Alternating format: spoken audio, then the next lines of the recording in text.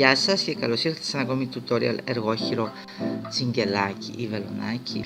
Τώρα, έχουμε ήδη κάνει ένα tutorial για το πώς θα κάνουμε τις μπορντούρες και πώς θα προετοιμάσουμε το ύφασμα. Την είχαμε κάνει με κλωστή και με βελόνα. Αυτό το tutorial είναι σχετικά με το πώς θα κάνουμε την μπορντούρα δουλεύοντας με το τσιγκελάκι απευθείας πάνω στο ύφασμα. Όπως και την άλλη φορά, χρειαζόμαστε ένα μέτρο ή ένα χάρακα και ένα μολύβι ή ένα μαρκαδόρο ή ένα στυλό, κάτι να μας δίνει τις... αν θέλουμε να κάνουμε τη δουλειά μας πιο σωστή, να πάρουμε τις διαστάσεις καλύτερα κλπ. Λοιπόν, φτάσαμε εδώ σε αυτό το σημείο. Έχω βάλει εδώ το χάρακα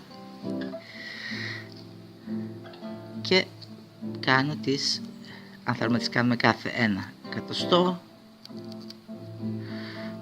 κάνω τα σημάδια μου εδώ για να μπορέσω μετά να δουλέψω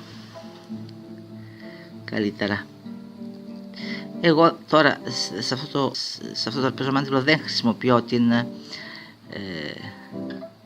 το χαράκι και το στυλό βέβαια, γιατί έχω τις κάθετες και τις οριζόντιες γραμμές που με βοηθούν στο να υπολογίσουμε το μάτι.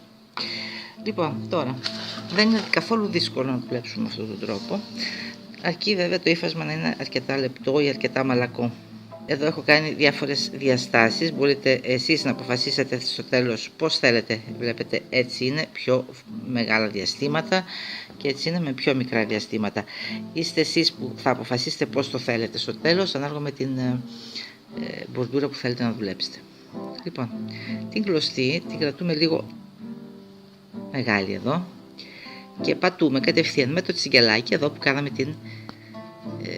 το σημαδάκι μας.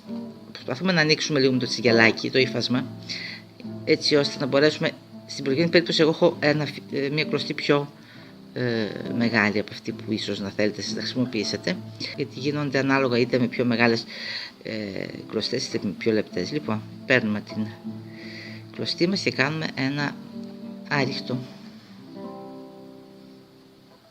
γαϊτανάκι άριχτο, ανάλογα πώς θέλετε εσείς να το πείτε. Λοιπόν, ξανά, εδώ η κλωστή φαρδιά.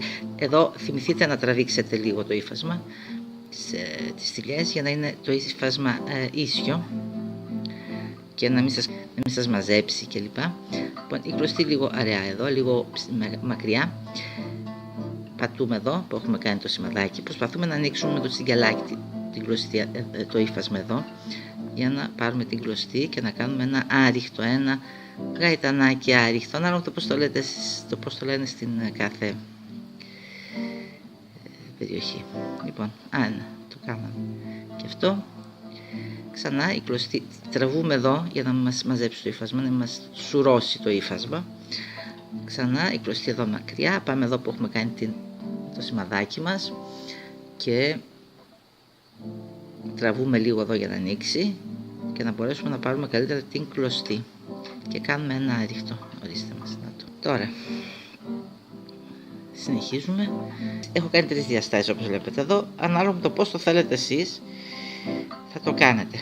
Εντάξει, λοιπόν, πατούμε ξανά η κλωστή εδώ μακριά, πατούμε στο επόμενο σημάδι που έχουμε κάνει, θα προσπαθούμε να ανοίξουμε λίγο εδώ το σημείο στο οποίο έχουμε βάλει το τσιγκελάκι, παίρνουμε την κλωστή και δουλεύουμε ένα άριχτο.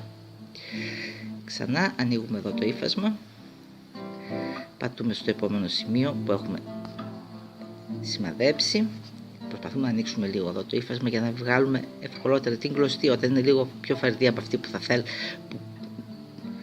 συνήθως είναι κλωστές για φιλέ, αυτή είναι λίγο πιο κοντρούλα η κλωστή. Λοιπόν, ξανατραβούμε εδώ για να μην μας μαζέψει, να μας σουρώσει το ύφασμα, η κλωστή μακριά, εδώ πατούμε εδώ που έχουμε κάνει το σημαδάκι, προσπαθούμε να ανοίξουμε, παίρνουμε την κλωστή και κάνουμε ένα άριχτο.